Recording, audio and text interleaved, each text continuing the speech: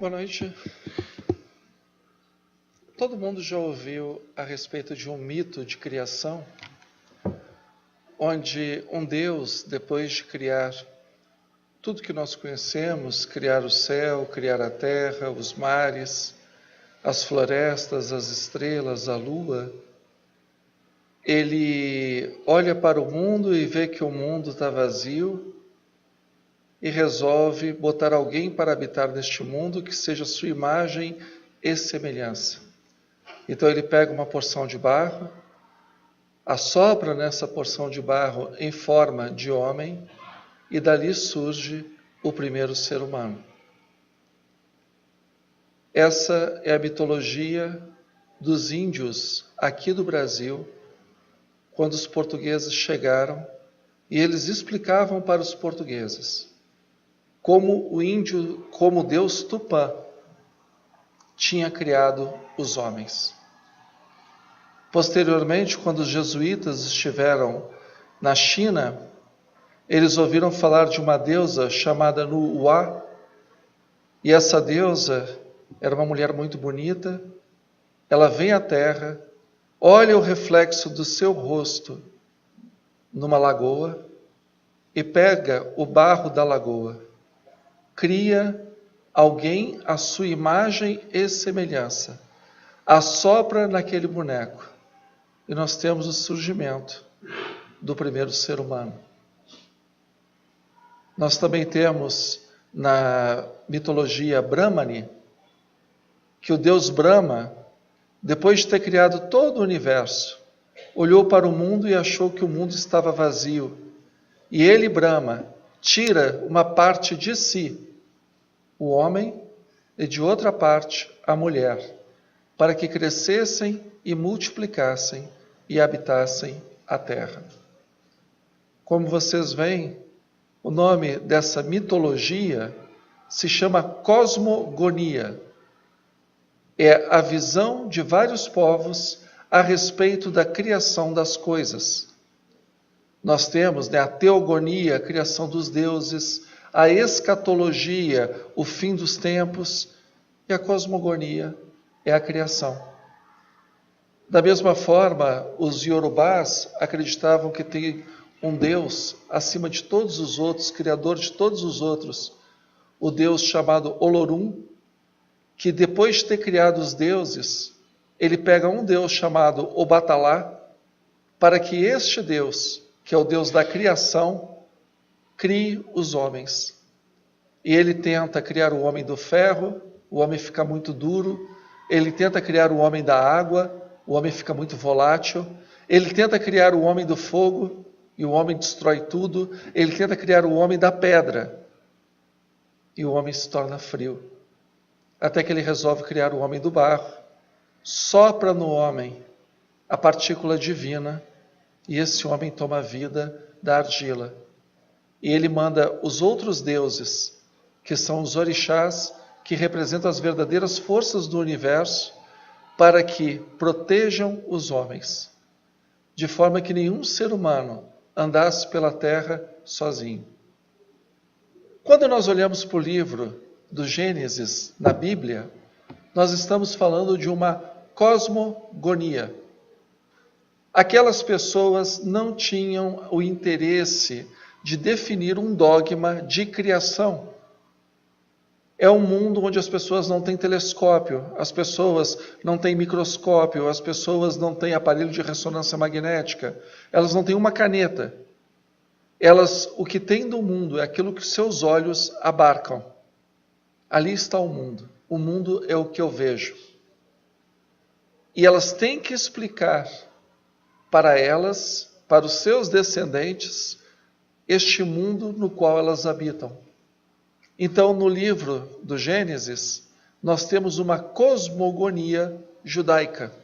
É uma mitologia copiada de outros povos, mais antigos do que o povo hebreu, mais complexos nas suas relações sociais e culturais, de que nós temos um Deus, uma divindade, essa divindade cria tudo, e a partir dessa criação, ela insufla na matéria o seu próprio espírito de vida, e a partir daí, nós temos o mundo sendo habitado pelos homens.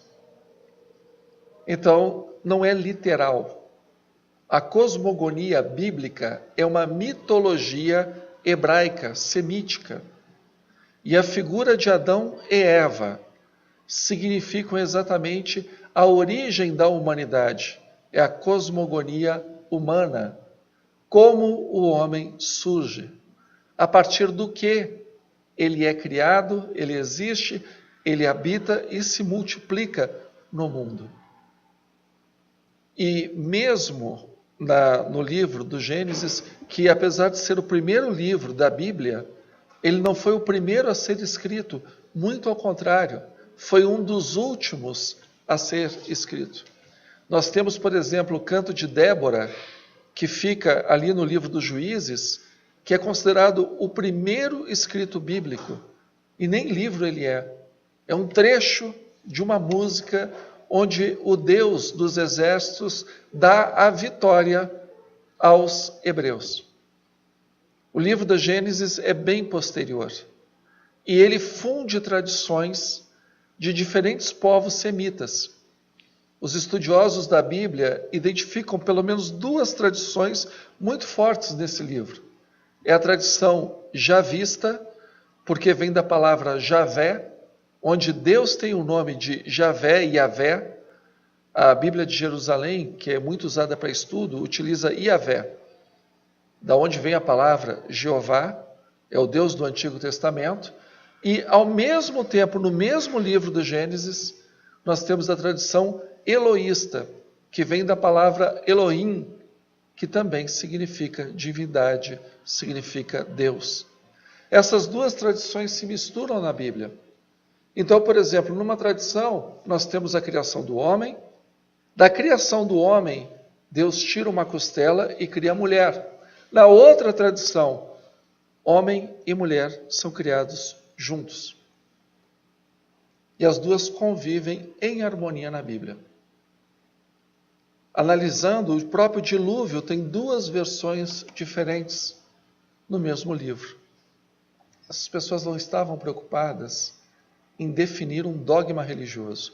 Elas estavam preocupadas, como bons semitas que eram, povos do deserto, pastoris, se reunirem à noite em volta da fogueira e contarem as histórias dos seus ancestrais para dar uma sensação de grupo, uma sensação de unidade, de ancestralidade, de clã. Todas aquelas pessoas faziam parte dessa mesma origem e por isso teriam o mesmo destino. É importante a gente destacar isso, porque quando completou 150 anos do livro As Origens das Espécies, de Darwin, Charles Darwin, voltou toda uma discussão a respeito do criacionismo e do evolucionismo biológico, onde a Bíblia ela não é vista como uma mitologia no que concerne à criação. Aliás, a Bíblia não é uma mitologia, ela também tem mitologia, como ela também tem poesia, como ela também tem história, como também tem teologia. A Bíblia são vários estilos e propostas ali dentro. A gente não pode resumir a uma única coisa. Tem parte inspirada e tem parte que não é inspirada. Tem parte muito humana, demasiadamente humana. E tem parte que a gente vê que existe uma força maior conduzindo a mão de quem escreve. Então, é um livro que não se presta para estudo de biologia, de astronomia, de ciência, mas se presta para nós entendermos como aquelas pessoas entendiam Deus. Como aquelas pessoas entendiam o mundo, como aquelas pessoas entendiam o seu papel no planeta. Então, Darwin já tem uma outra abordagem. Dizem que Galileu, quando ele constrói o seu telescópio, ele fica fascinado, porque o telescópio já havia, mas era muito feito de uma maneira ainda muito rudimentar, e as pessoas usavam para diversão. Galileu, como um bom cientista, olha para o telescópio e vê naquilo não um objeto de distração, mas um instrumento de pesquisa. E ele vai se aprimorando na construção do telescópio, até que é possível ele olhar para a Lua e ver na Lua as crateras. É possível ele olhar para o sistema solar e ver os planetas e esses planetas com as suas luas. E ele tinha um amigo padre. E ele quis mostrar o universo pelo seu telescópio para o padre. Aí ele dizia assim para o padre: o senhor está vendo as crateras na Lua? E o padre: não estou vendo nada. O senhor está vendo as luas de Júpiter, as luas de Saturno? Estou vendo nada. O senhor está vendo as estrelas como outros sóis? Estou vendo nada. Não é possível. Eu acabei de usar o telescópio. Como é que o senhor não está vendo nada? Ele: porque nada do que eu estou vendo está na Bíblia.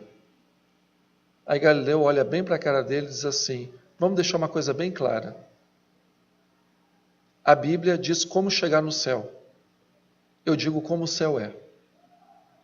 Aí está a diferença da ciência para a religião. Cada um no seu quadrado. A religião não tem como dizer, e não é sua função, definir as coisas dos seus dogmas no mundo material. Mas também não cabe à ciência se imiscuir dos assuntos espirituais. É muito comum, às vezes, em grupos de e-mail, WhatsApp, redes sociais espíritas, a gente de vez em quando receber assim, que determinado cientista, determinada descoberta, determinado estudo comprova que a alma existe. A ciência comprova que Deus existe, que a alma existe, que existe reencarnação, que mediunidade, os espíritos se manifestam. A ciência prova, comprova, aprova. É uma falácia. Porque o Espiritismo, Deus, a visão espiritual do mundo não é objeto de estudo da ciência. Porque a ciência ela estuda o que está no mundo da natureza, aquilo que os sentidos abarcam e aquilo que os instrumentos ou os cálculos alcançam. A religião, ela vai além da matéria. Ela vai além do que o instrumento não alcança, do que o cálculo não desvenda, do que os olhos, as mãos, os ouvidos não percebem. Por isso que as pessoas falam, é um mundo sobrenatural, porque está fora desse alcance da natureza, porque a natureza é matéria. Ainda que a matéria exista em muitos graus, em diferentes estágios, mas é deste mundo. Então o mundo espiritual, ele não pertence aqui e agora. Então a ciência ela é incompetente para provar a existência do espírito, como ela é incompetente para dizer que o espírito não existe. A ciência não tem competência para dizer que não existe vida após a morte, como ela também não tem nenhum tipo de legitimidade para dizer que Deus existe ou não existe, porque não é objeto de estudo da ciência. Isso é fundamental. Fé é um conceito de relação da criatura com o seu Criador. O cientista pode ser ateu, a ciência não. É diferente. A ciência não estuda porque ela não tem como estudar. Vamos imaginar, por exemplo, Lourdes, o Santuário de Lourdes na França. Ali existe grupos de pesquisa a respeito de curas que ocorrem e que a medicina não explica. Então uma pessoa está desenganada pelos médicos. A sua situação é gravíssima. Tem pouco tempo de vida. ela vai naquele santuário, pede uma graça, e às vezes essa graça é concedida. Aí ela dá o seu testemunho para a igreja daquele santuário. Os padres vão, pegam os laudos médicos daquela pessoa, o prontuário, o testemunho de gente que conhece a situação antes e depois da cura, fazem uma equipe multidisciplinar para estudar aquela situação. E depois de tentar resolver todas as causas da cura de uma forma humana, quando não existe nenhuma causa humana, o laudo é: a medicina não tem explicação para esta cura. Nunca os médicos podem dizer: Nossa Senhora de Lourdes curou, porque está fora da órbita da ciência. Nossa Senhora de Lourdes está na órbita da fé. Isso vale para o Santuário de Lourdes, vale para um centro espírita, vale para um terreiro de Umbanda, vale para uma igreja evangélica, está na órbita da fé. Nem por isso o livro do Gênesis é menos bonito. Nem por isso a criação, o dilúvio, a história dos patriarcas, ela é menos tocante. Porque quando os nossos ancestrais, eles olham para o mundo e tentam definir o mundo com a sua linguagem, com o seu instrumental, ali está definida a história de cada homem e de cada mulher. Nós nos reencontramos com uma humanidade que o telescópio, o microscópio, os aparelhos de ressonância, os laboratórios da química não nos oferecem. Extrapola aquilo que Jung tocava de uma maneira lateral, dizendo os arquétipos. Está permeando a natureza humana, a mitologia, a criação, essa visão. Nesse ponto, nós da doutrina espírita nos diferenciamos em relação às outras propostas religiosas. O espiritismo, ele também é uma religião, no sentido de pessoas que têm os mesmos valores espirituais e juntas têm a sua relação com Deus. Nesse sentido, o espiritismo é religião. Se nós quisermos liturgia, dogmas, sacramentos, hierarquia, aí o espiritismo não participa do conceito de religião, porque ele não adota essas práticas. Mas no sentido de pessoas que se reúnem e juntas cultuam a Deus, o espiritismo também é religião. Porque quando ele observa os fenômenos, também é ciência. Quando ele raciocina sobre esses fenômenos e procura as causas e os efeitos, também é filosofia. Então, quando ele também é religião, ele traz uma proposta muito interessante. Ele não briga com a mitologia, porque a mitologia faz parte do psiquismo humano. Ele só não a dogmatiza. Ele procura entender as causas humanas dessas explicações. Porque a ciência, através, desde o estudo das mitocôndrias, dos fósseis, da genética, ela comprova que a nossa evolução material, ela está ligada a corpos de seres que na escala evolutiva são considerados inferiores a nós. Então não tem como o espiritismo brigar com a ciência, mas ele tem como estudar a nossa mitologia humana, que é o que nós temos de mais humano. É mais fácil os homens queimarem um telescópio do que queimarem a Bíblia. É o que nos torna pessoas capazes de sonhar aonde os instrumentos não alcançam. E vejam, o Livro dos Espíritos é publicado em 1857. A Origem da Evolução das Espécies é publicado em 1859. Então, há um diálogo. E Darwin, ele não é totalmente autêntico, porque essas ideias já vinham sendo discutidas entre os acadêmicos. O homem não surge pronto e acabado, mas ele faz parte de uma cadeia de seres que vão evoluindo até chegarem no homem. Então, Kardec, ele faz essa gênese não em relação aos corpos, mas em relação aos espíritos. Nós, seres humanos, assim como os corpos, evoluímos de seres inferiores até chegarmos em seres racionais. Fomos almas simples e ignorantes. Aquilo que no Espiritismo nós encontramos no Livro dos Espíritos chamado princípio inteligente. É uma espécie de mônada, de ser unicelular, por comparação ao corpo físico, né? O unicelular seria um ser unicelular do ponto de vista espiritual.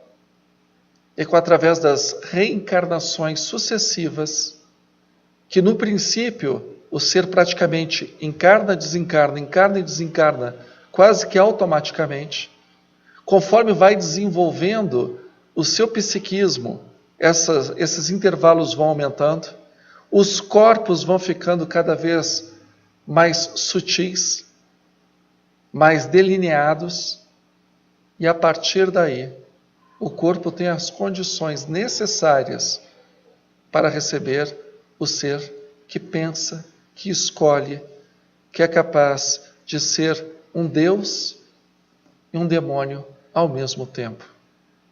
É aquilo que nós chamamos de livre-arbítrio. Claro que quando eu falo Deus e demônio, eu estou usando figuras de metáfora.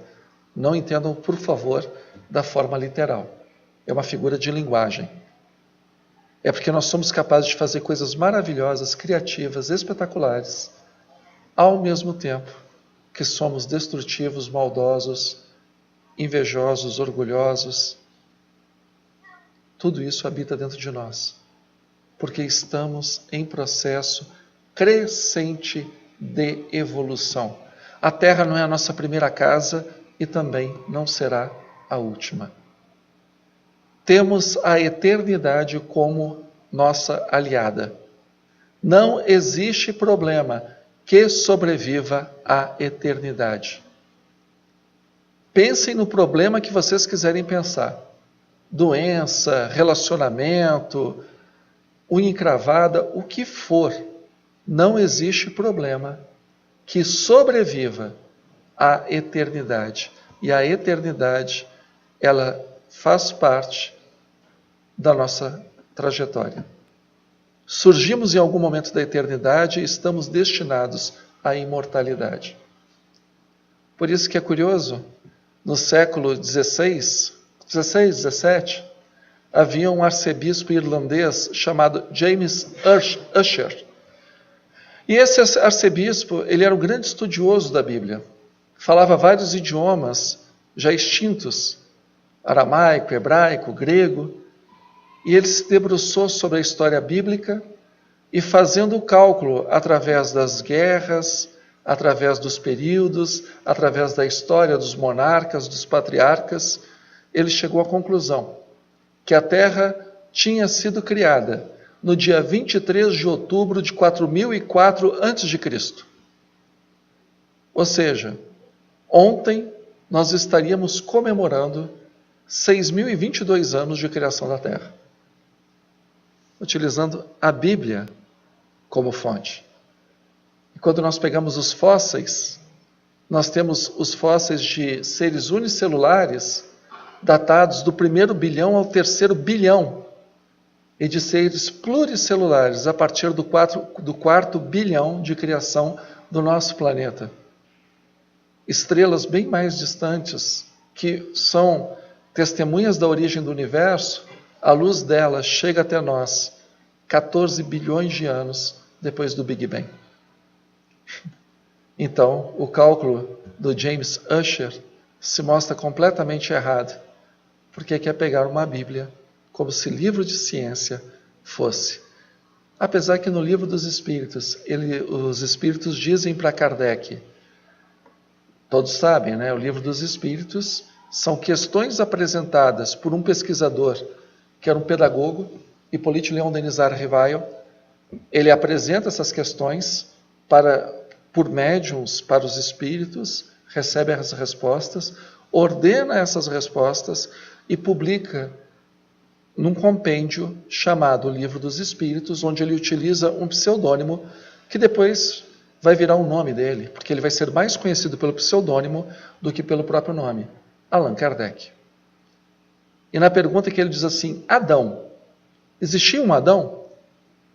Aí os espíritos dizem que Adão, ele representa um dos patriarcas da humanidade. E coincidentemente viveu 4.000 anos antes de Cristo. Aproximadamente no mesmo período que o arcebispo James Ussher tinha feito o cálculo. Seria um símbolo daquilo que as pessoas lembram do que tinha de mais ancestral, mas a criação não se deu ali. Segundo os espíritos, a criação se deu em vários pontos do planeta. E isso também é curioso, porque até 2 milhões de anos nós temos a figura do Australopithecus. Esse Australopithecus, aproximadamente 2 milhões de anos, ele sai da África, alguns, não todos, e a partir dali começa a se ramificar distinções por causa do clima, por causa das condições, da genética daquele grupo, e dali vai se ramificando outras espécies, como os neandertais, como os outros homos, e depois, mais tarde, surge o Homo sapiens sapiens, 300.000 anos. E esse Homo sapiens sapiens acaba domando todo o planeta e todas as outras formas de vida. Não obstante, no nosso DNA existem elementos do Homo sapiens sapiens e também do Neandertal.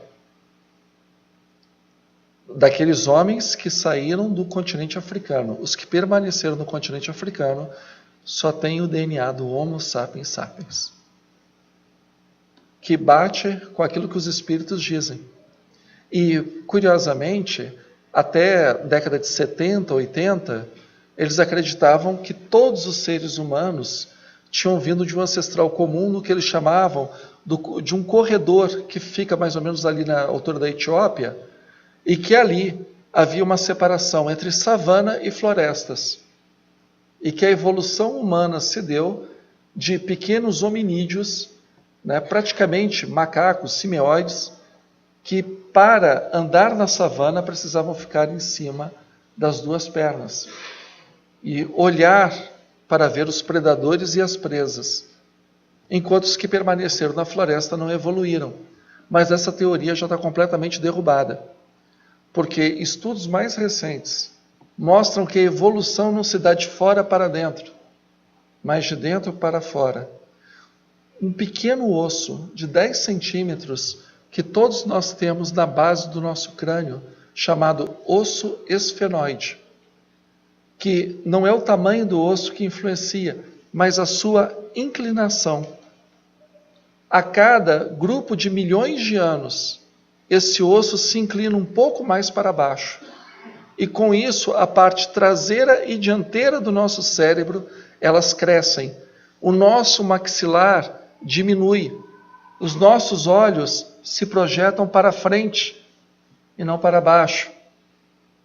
Isso é um processo que começou há 70 milhões de anos e que continua até hoje. Não parou.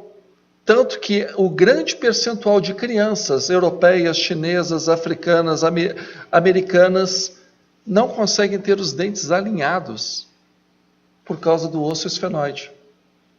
Ele projeta a mandíbula, significando que a nossa evolução em termos orgânicos, fisiológicos, ainda permanece.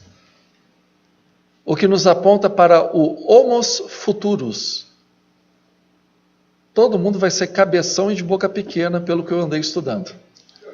Todo mundo vai ter um cabeção, um cérebro bem grande, porque conforme a caixa craniana aumenta, e nós estamos tendo tanto acesso à alimentação como nenhuma outra geração dos nossos ancestrais teve, então aumenta também a massa encefálica. Seremos cada vez mais inteligentes, cada vez mais hábeis.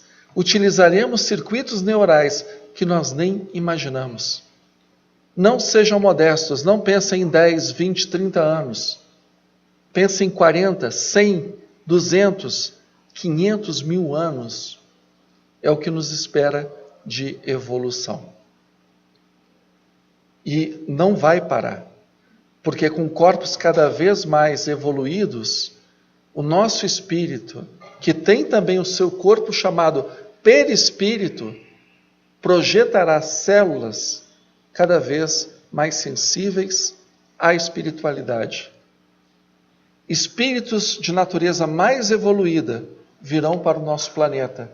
E as pessoas que ficam ainda patinando nos seus instintos, sem tentar seguir a sua razão, sem dominar as suas paixões, mas sendo dominada por elas, essas pessoas também serão transferidas do nosso planeta. Não em uma grande espaçonave, nem numa grande catástrofe, mas um depuramento de geração em geração. Como o nosso planeta ainda é um planeta de pessoas muito heterogêneas, da onde nós temos do santo ao homem-bomba, nós ainda teremos muitas reencarnações que serão tumultuadas, muitas reencarnações que exigirão de nós todo o esforço para mantermos a harmonia no mundo. Cada geração terá o seu desafio, mas nenhuma geração encontrará o fim da humanidade, porque o próprio instinto de preservação do ser humano faz com que ele saiba os limites até onde ele pode avançar.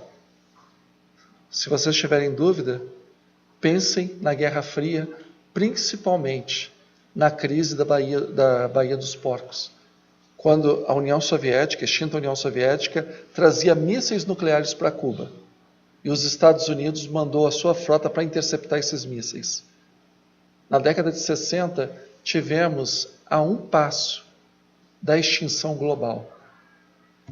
Mas o instinto de conservação do ser humano faz com que ele recue, porque ele sabe até onde ele pode avançar. Tenhamos fé. Nós não somos... É uma pena que nós nascemos posteriormente ao materialismo histórico. A visão do materialismo histórico é que você não tem Deus. Os homens é que fazem a história. Nós espíritas não podemos abraçar isso. Porque antes da humanidade fazer história, antes da humanidade existir, antes do tal osso esfenoide ficar inclinando, Deus já estava no controle de tudo. Deus já geria tudo. Deus encaminhava nas suas mãos o destino da humanidade. O nome da gente pegar e confiar nisso se chama fé. Por isso que não dá para seguir o materialismo histórico. Porque tem Deus. Você só pode acreditar que o ser humano vai lidar com tudo sem ter nenhuma responsabilidade pelo futuro se você tirar Deus da equação. Onde tem Deus, tem limites. Onde tem Deus, tem leis. Onde tem Deus, tem esperança. Então nós ainda não estamos muito longe de vivenciar qualquer catástrofe que termine com a humanidade. Apesar que é muito curioso, todo ano eles criam uma data limite para o mundo acabar. Aí o que me lembra é aquela história do pessimista, né? Que todo ano ele dizia que ia morrer. Depois de 42 anos falando que ele ia morrer, um belo dia ele morreu. Aí na lápide botaram, eu não falei que eu estava certo? Mas deu 42 anos. Um dia o mundo vai acabar. Todos os cálculos apontam para 4 bilhões e meio de anos. Porque o núcleo da Terra é de ferro efervescente, ele vai congelar. Quando isso acontecer, que ele esfriar, nós vamos perder o manto protetor dos fótons do Sol. Então, nós não vamos ter atmosfera, seja porque daqui a 4 bilhões e meio o Sol vai crescer até tomar a própria Terra. Daqui a 4 bilhões e meio de anos, a Lua vai se soltar da nossa influência gravitacional e, com isso, as marés terão tamanhos de prédios, de verdadeiros arranha-céus. Então, nós temos daqui a 4 bilhões e meio de anos muita coisa para vivenciar, mas até lá, os nossos espíritos continuarão evoluindo. E sejamos francos, né, gente? Se daqui a 4 milhões e meio de anos, 4 bilhões e meio de anos, a gente não evoluir nada, então deixa o maremoto levar mesmo, porque não tem mais jeito. 4 bilhões e meio de anos, você ainda continua com briga de vizinho? Lamento, não dá. Mas os espíritos não param aí. Eles nos falam também que o espírito, ele utiliza os corpos mais primitivos para a sua evolução. Então não há uma dicotomia entre o que a nossa visão de espiritualidade nos dá com a visão que a evolução das espécies nos traz. Os espíritos são humanos, ainda que os corpos venham de seres ancestrais. Como Kardec diz no livro A Gênese, isso no máximo pode nos ferir o orgulho, no máximo, mas não nos tira a nossa nobreza, a nossa legitimidade como almas imortais. Então temos um longo caminho pela frente. Homo sapiens sapiens, 300 mil anos. Como almas imortais, é como se nós estivéssemos agora entrando na adolescência. A humanidade, enquanto grupos que deixam de ser nômades para viverem em cidades, pequenas aldeias, 10 mil anos. A escrita, 1.500 anos antes de Cristo. Dominar o vapor, 200 anos. Internet, 20 anos. Tudo é muito recente. Somos crianças ainda descobrindo o universo dado por Deus. Claro que temos a violência dentro de nós, temos a ambição desmesurada, porque a ambição não é ruim, a ambição desmesurada é que é. A ambição é que faz com que as pessoas evoluam. É bom ser ambicioso. Agora, a ambição desmesurada faz com que a gente atropele a ética, atropele a moral e queira ser feliz em cima da infelicidade dos nossos irmãos. Aí não é bom. O próprio Livro dos Espíritos, complementado pelo livro A Gênese de Kardec, não a Gênese da Bíblia, mas a Gênese de Allan Kardec, ele diz que a paixão ela é necessária para o desenvolvimento do homem. Quando o homem domina a paixão. Quando o homem é dominado pela paixão, ela é instrumento de sofrimento. É uma coceira que não conseguimos coçar, porque nada satisfaz. Nada é o suficiente. E a beleza do Espiritismo está exatamente no item 55 da primeira parte do livro A Gênese. O Espiritismo segue com a ciência naquilo que a ciência traz de verdades comprovadas. Não é qualquer teoria acadêmica, não é qualquer teoria científica. É aquilo que ele traz como verdades, que ele chama de verdades práticas. Então, a ciência comprova que a água ferve a 100 graus no nível do mar. Todos os espíritos do mundo podem dizer que ela não ferve. Nós ficaremos com a ciência. Porque isso é uma verdade prática e comprovada. O Espiritismo segue com a ciência. Ele não se prende a doutrinas erradas. Por isso que ele não é uma doutrina dogmática. Ele é uma doutrina raciocinada. Progressista, não no sentido político, porque hoje a palavra progressista tomou outros moldes, outras definições. Progressista no sentido de prosseguir. O Espiritismo ele prossegue. Se a ciência comprovar que o Espiritismo está errado num ponto, o Espiritismo larga aquele ponto e segue com a ciência. sem vergonha, sem medo, sem olhar para trás para não virar uma estátua de sal, como é a imagem da esposa do Ló, sobrinho de Abraão.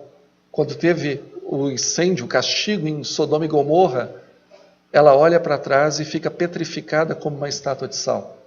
O Espiritismo olha para frente, naquilo que a ciência comprovar. Só para deixar bem claro, a teoria da evolução das espécies é uma teoria. Não existe comprovação científica. Mas até agora, não existe explicação melhor. Não temos uma explicação que abarque tantos aspectos da biologia, que tragam tantos elementos, como aquela vislumbrada por Charles Darwin. Todavia, ela apresenta também dificuldades, ela apresenta limitações, ela não explica tudo, por isso que ela ainda continua sendo uma teoria. Sigamos, não tenhamos medo. Os espíritos, eles não estão na Terra para nos esclarecer daquilo que os nossos cientistas têm a obrigação de estudarem. Os espíritos não vieram fazer o trabalho dos homens. Cabem aos homens o estudo da história, da química, da genética, da biologia, da farmacêutica, das leis. Isso é uma tarefa dos homens, não dos espíritos. Mas tenhamos a certeza que eles nos orientarão, nos trarão as melhores intuições para que a gente olhe para esses instrumentos que o mundo nos dá e façamos que o nosso espírito descortine novas realidades, sendo ainda as mesmas pessoas que sentam na volta de uma fogueira, olham uma noite estrelada e ainda sonham com Tupã, com Áries, Zeus, Odin, sem abrir mão daquilo que nos torna homens e mulheres, a nossa humanidade. Fiquem com Deus. Uma boa noite, bons estudos. Compatibilizemos o nosso lado espiritual com a criação. O verdadeiro estudo, a verdade, concilia as coisas, não separa, não afasta. E a gente vai ver que a Bíblia ainda é muito mais rica do que nós imaginamos. Uma boa noite.